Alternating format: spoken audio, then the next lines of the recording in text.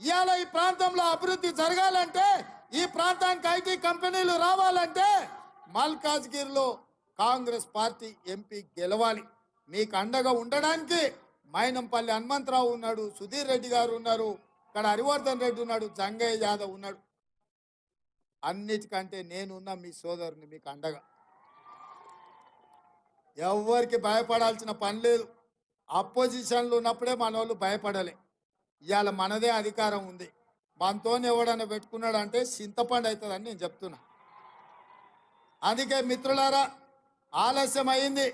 మీరందరూ ఇంటికి పోవాలి. దూరం దూరం నుంచి వచ్చారు.